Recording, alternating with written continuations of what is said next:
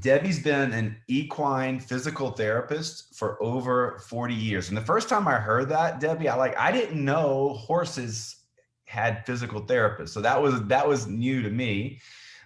She's had the privilege of being around Olympic teams and working with some of the Olympic teams in competition, and over 25 years around the thoroughbred racing industry. Took her all over the place. I'm sure she could tell us a lot of stories about what she encountered there. But the fact of the matter is, as far as people I know, there is no one I know that has a deeper knowledge than Debbie does when it comes to horses, the physical strains that horses are under, and what she's been able to accomplish. So Debbie, it's my pleasure to have you on here. I'm excited for you to get to share. So we'll tell everybody briefly, what does a physical therapist do for horses? Oh, well, if you just kind of think about what a person has done, a lot of times it's, for me, it's prevention. When you're at the track, yeah, things do happen. Most of the rehab doesn't really happen there.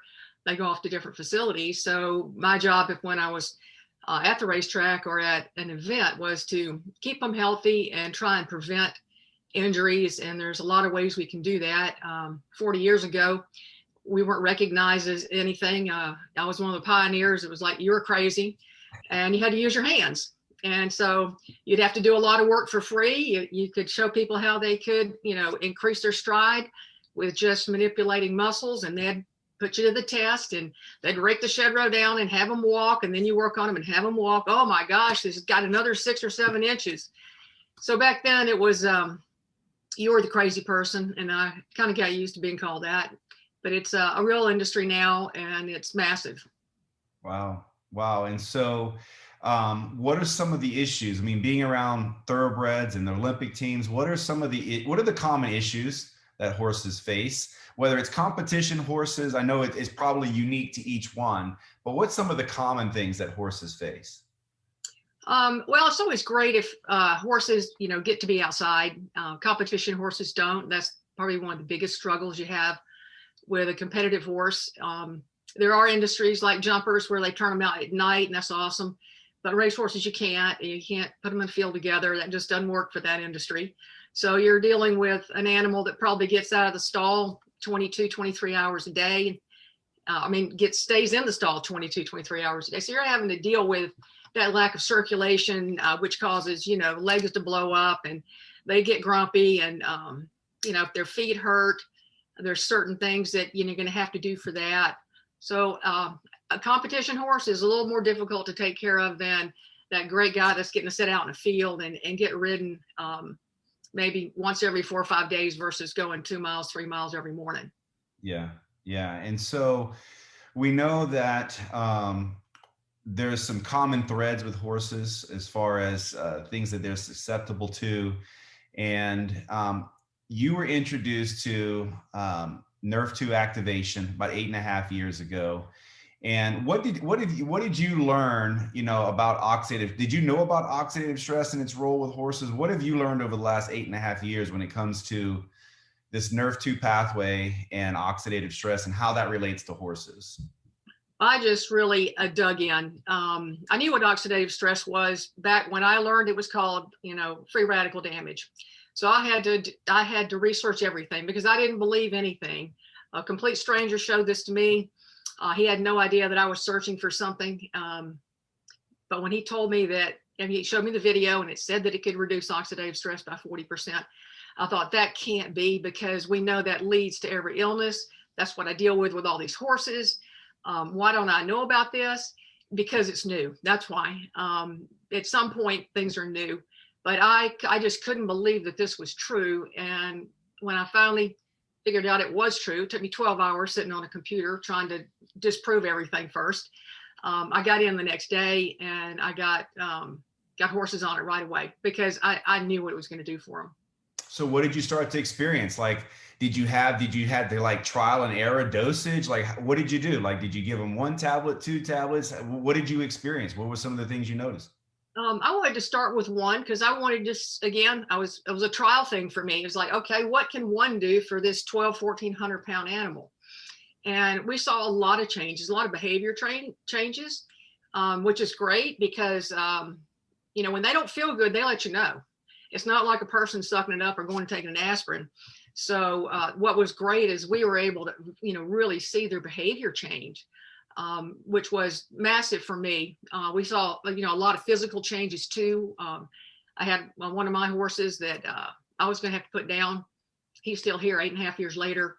Wow. That was pretty amazing. That was my first horse that I put it on, overnighted it to him from Florida. I was up in New York and I had the caretaker give it to him. And you had some serious issues. If you can't sweat, that's tough when you're in Florida. And I had 7 years of throwing the book at him, acupuncture, Chinese herbs, fans, blowers, misters, you name it. And I said, I'm not going to let him go through another summer. And so my first bottle got overnighted to him. And when I got the call that all the paraphernalia that he had to deal with was gone, but except a box fan for him, just like everybody else, that was massive. Wow. So what happens when a horse can't sweat? Well, they breathe through their nose, so they breathe hard and fast through their nostrils. Can't get enough oxygen. You're wear and tear on all of the body, all the lungs. They're deprived of oxygen. Does the heart rate go up? Heart rate goes up. It's just a really bad spot to be in. I can't think of just a couple things that could be worse. And I'd already done everything that I knew. And so it was massive to see him here 8 years later, being happy, feels good, loves to get down and roll, loves his peppermints. Life is good for the boy, Yeah. And he's 25. Yeah. Yeah. And so why do you think every horse should every horse be on Nrf2 activation? Should every horse take it? Why do you think what's the biggest reason why? Yes and yes. Even really young horses, it depends on, they go through a lot of stress in their life too, being young, being weaned, moving around to different farms and locations. They go to horse sales. They move into, they go from their nice little comfortable spot to, say, a horse sale. They get shipped up 15 hours to Kentucky. They don't know anybody. They don't know they're humans. Everything is different. And I have a number of people that have horses that go to the sales on this, and it really helps horses settle. That was one of the things that I did some testing on was horses that just are really high strung and flighty. We can do a lot of things by activating Nrf2. Sounds like some humans I know, high strung and flighty. That's what made me look at it. So you did a lot of research. There's a lot of people watching this that really don't know. Can you give us a real quick overview of what's going on with Nrf2 activation? Like how's it reducing oxidative stress? A lot of people watching don't know. Well, we all have it. It's not going away. All of the mammals have it. And that's why I wanted to put them on it. And oxidative stress leads to every major illness that we have today. And it doesn't matter if it's for humans or if it's for our horses or our dogs. The older they get, the more damage they have. Western medicine calls it aging and says there's nothing you can do about it. But that was key for me when I realized that this was real and we could reduce the cell damage that our animals have. And by doing that, we're going to give them a much higher quality of life. So how's it different than a supplement? Because I know with the amount of money spent on horses, there has to be a lot of supplements out there. How's this different than a supplement? Well, a supplement is just supplementing the body. I mean, we're guessing at, we're not getting enough of whatever it is, but we're guessing at it. And there is, it's a multi-billion-dollar business, the supplementation world for horses. And most of it doesn't work. There's a few things that work, but it's not the majority. So when we have something on our hands that has science behind it, and the fact that when we take an Nrf2 activator, we're not guessing at the amount that we need. The body is producing what we need. And that's, I think, a real huge key. I did want to talk, you mentioned about dosing. Yeah. I did start with one with every horse because I wanted to see what it would do. Uh-huh. If they are way older, it's kind of like horses are for every year of a human life, it's 7 years for a horse. So my 25-year-old is like 175. So guess what? He gets 2. Mm-hmm. You know, so you just have to kind of gauge, you know, what's going on. How old are they really? Are they getting out and getting exercise? Are they doing a stressful job? I know As that. just, I don't want to interrupt you, but just as they age, doesn't the oxidative stress accumulate? It doesn't stay the same, right? As they age, it accumulates. Right. And that's why we see so many times in people and horses, the older we get is when we get sicker. So if we can, you know, shorten that up and start reducing it by 40% in just 30 days, we can start getting a handling on it. Of course, the longer we take an activator, the more the percentage goes up, is higher than 40%, 50%, 60%. So why wouldn't anyone want to take the cell damage out? Because when we do have an injury or we have a problem that comes up, if your body is as well as it can be, it's going to handle that injury, that insult, whatever it is, way better than if you've got an accumulation of damaged cells. Yeah. So the last question for you is, after 8.5 years, what still excites you? What still blows you away about what you've seen with this product in horses? Everything. I mean, because it's their skin, it's their hair, it's their attitude. It's that people get to have their animals longer. Like I said, I've had this one 23 years. He's 25 years old. And this last 8 years was just been, you know, a blessing. The fact that we can have healthy animals. And I've had a number of other older animals too, dogs that were 20 and 21 that were activated, and they were fine. They ran everywhere they went. And I think that's what I love, is quality of life for our animals. That's great. Well, thank you for being on here tonight. I really appreciate you taking the time to be here. And I know you love your horses, and she's got so much knowledge that she could share with you. And, you know, we wish we could get on here and tell you what's really going on. We're very limited to what we can say at times for what's really going on. But thank you for being on here, Debbie. Really appreciate it. Can I just add one thing where maybe people could go do their own research? Sure. I'm a big fan of PubMed.gov and Scholar.Google. And if a lot of people don't know this, but you can put in equine oxidative stress. I'm sure all of you have researched oxidative stress, but if you put in equine oxidative stress at PubMed, there's 450 studies. And if you go to Google, Scholar.Google, there's 35,000 studies on horses and oxidative stress. And it is attached to everything, every kind of illness that the horses have. And you can get a wealth of information there. Awesome. Well, thank you for being on tonight. Well, thank you so much for inviting me. I really appreciate it. Yeah, I'll see you soon. So Holly Tomet, if you'll, your camera's on. So let me give Holly a little introduction. As I said, I met Holly several years ago, and she has a nice big facility where they board and train horses. I think it's over 60 stalls, isn't it, Holly? Sure. Yeah, 63 stalls. Wow. So I know it's a passion for you. I know you love it. It's how long have you been riding? Since what age did you get on your first horse? I was riding before I was walking. So you'd have to ask my mom, but I was pretty darn young when I started riding. That's awesome. That's awesome. So you have a stall now, so you're caring for animals, or there's animals, plenty of animals there. You got your own. How many horses do you have now that you take care of? So we own 7 personally, but we have over 60 on the property. So we have clients' horses here. We have several trainers that work in our barn, everything from dressage to eventing, hunter jumpers, quarter horses, a little bit of everything here.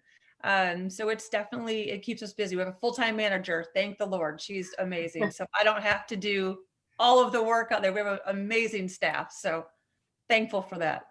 So when you were introduced to, you know, Nrf2 activation and the products, how soon was it before you started, you know, thinking maybe this should go in the horses? What was your process? Like, what research did you do? What questions did you ask before you put it in the horse's mouth?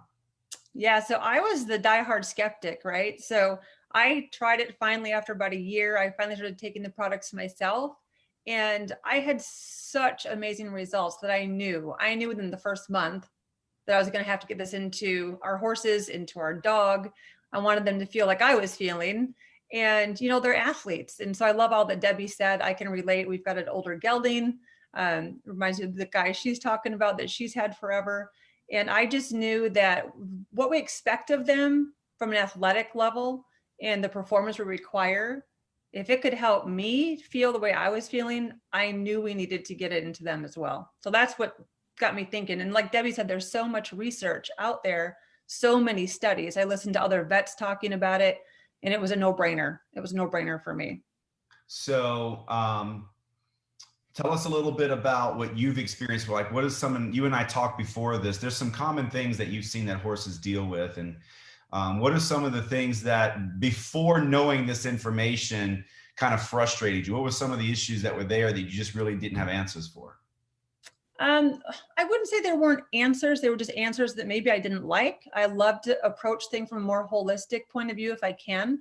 So every time we had a horse that had to rely on some kind of pharmaceutical, that was a loss for me. I was very frustrated by that. And so because in our family, we try to address things more natural, I was constantly trying to find natural remedies for our horses. We do have a holistic vet that lives near us. And so she was always very helpful. In fact, she's a distributor with the company actually, because her belief grew as soon as she saw the information, she was on board. But, you know, we have just joint pain and behavior issues, ulcers, colic, horses that had to live on having their joints injected, daily doses of pain meds. You know, those come with side effects. So that's not sticking a needle in a joint once a year, twice a year, 3 times a year is not optimal. And so if we could avoid it, which now thankfully we've been able to with several horses now for years, for a couple of years, which has been amazing. What's some of the things that with your own personal horses? I mean, you know your horses better than anybody. So what's some of the things that you've been able to see once they started taking the product? Yeah, it was funny because you said, hey, can you highlight a couple stories? And I was like, where do I start? Because not just my own horses, but, you know, clients' horses and friends' horses, people on my team who are equine professionals. And the stories are so many that I didn't know where to start. But personally, for me, my guinea pig was my older gelding, which is why I could relate to what Debbie was saying. He's almost 30 years old. He's a diehard show horse. Always loved his job, but he has the worst joints in his back legs. I've never seen x-rays as bad as this horse's x-rays are. And I've looked at a lot of x-rays. They're horrible. And he was very stoic. You know, he kept working and doing his job, but he finally did retire. And he was one of those living on daily pain medicine, and just to get around in a way that didn't break my heart to watch him in, you know, some stiffness and lameness and so on. So he was my first guy that I tried on it. And I did start with 2 a day because he is older. I had read up on it and I thought I'm just going to load him up. So he gets 1 Nrf2 in the morning and 1 at night. And I saw someone ask on here, not to sidetrack, but you know, how we dose it to them. I personally, I crush ours up for our horses because I'm not personally feeding them. We're not a 5-stall barn where we're out there, you know, personally feeding my horses. So because our staff is doing it, I want to make sure they're getting it in their grain. So we don't just drop it in the bucket or hand feed it. We actually crush it up. But I did start him on 2. And what I did before I started him on that though, is we did take him off all the pain meds he was on for about 2 weeks. I wanted to get a baseline for him and assess his activity and how he was doing. And, you know, he was okay, but you could tell that he was no longer on his meds. And I would say within probably 2 weeks, I remember I made a video of him. I was in our golf cart on the farm and I was kind of poning him next to the cart. You know, he's almost 30 years old and he just starts loping next to the golf cart and tossing his head. And I was like, I put it on Facebook. I was like, wow, this is activation right here. Like it blew my mind because I hadn't seen him feel that good in a really long time. And that was without any pharmaceuticals. That was just with the Nrf2. He's been going now for 2 years like that. So that was amazing. That's awesome. I know we talked a little bit earlier about some specific issues that you've seen that horses have to deal with. And I reached out to the compliance department to see if we could talk about some of them. So I know there's some joints that some of the horses have issues with. And so what have you seen the product do for some of those horses? Yeah, so we had, you know, a mare in the barn, a client's horse who had to have her hocks injected twice a year. Very typical for a show horse. That's one of the joints that just tends to get a lot of wear and tear. And they started her on just the Nrf2. And that was 2 years ago. And they've never injected her since. They couldn't believe it because it was just a routine. Every 6 months, she had her hocks injected. And she's a quarter horse. She does Western pleasure and all different kinds of events. And she's still on it. They will not take her off it. They've had so much success. The other thing is like metabolic issues. So I've had a couple horses. One is my sister's, one is another client's, and metabolic issues where they don't shed their hair coat. They just don't thrive well at all. And within weeks, hair coats are shedding, joint pain is lessened. And that alone was for my sister's pony. It was my niece's pony, actually. And she's little, so she just gets one pill a day and she thrives on one pill a day and no other meds. So there are pharmaceuticals for this condition, and they haven't had to go back on them. Both horses have been off it. So yeah, mostly it's joint pain. We had, can I tell you one more story that actually like kind of blew my mind? Sure. And again, this wasn't in my barn. This was a friend of mine, but there was a 3-year-old horse off the track, a racehorse, and they had found a mass in his hip area internally. And the vets wanted to put him down. He was what we call 3-legged lame. For us horse people, we know what that means. And he was in a pretty bad state. And the vets just put him on some meds. Nothing was working. He had that internal mass, and the owners didn't want to put him down. Nothing was working, but they decided to try the Nrf2 because the owner of the barn, another friend of mine, had huge success with other horses. So she knew, she said, let's at least try this. And that horse, he was, I'm looking at some notes here because I had a timeline for it. After 2 weeks, the horse was able to walk what we would call sound. I mean, not visibly lame anymore. And it was 3 weeks later, the mass actually started to shrink, and it actually traveled through his body a little bit. It ended up coming out externally in the groin area, kind of as an abscess. And that horse recovered and was actually back on the track. I think it was in like 6 weeks. Wow. And that was a case where the vets had kind of, I love our vets, but I mean, they didn't know what else to do for him. Yeah. And he was in so much pain. And the fact that he made such a quick turn on recovery and went back to work as a 3-year-old on the track was pretty remarkable. Yeah, that's insane. So you ladies both have been around horses 30, 40 years or so. In all of that time, was there ever anything, this is an open question for both of you as we close up the presentation tonight, this information. Is this, in your opinion, like the biggest breakthrough you've seen for horses prior to? Absolutely. Yeah. So many different things. And Debbie, you've seen it all, like at your level with the thoroughbreds. I mean, you guys raced, I think, at the highest level, right? Are we talking like the big races? Breeders' Cup, Kentucky Derby. The big races, like I don't know a bigger race. I mean, I may be in the dark, but anyway, the big races. And this is the biggest breakthrough you've seen for horses. It's just incredible. That's why it was so hard for me to believe it.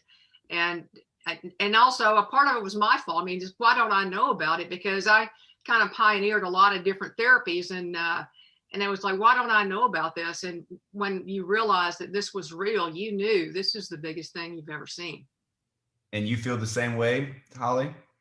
I do. And on top of just the fact that it can come from more of a holistic approach, which I love and prefer, the cost effectiveness. I just had a customer on the products herself, have great results, and had all her horses in her own barn and all of these supplements. And she said, for what I'm paying and hoping they're working, she said, it's a no-brainer for her too. And so she made the switch, and now all of her horses are just on the Nrf2. She's pulled them up, everything else, and it's saving her money.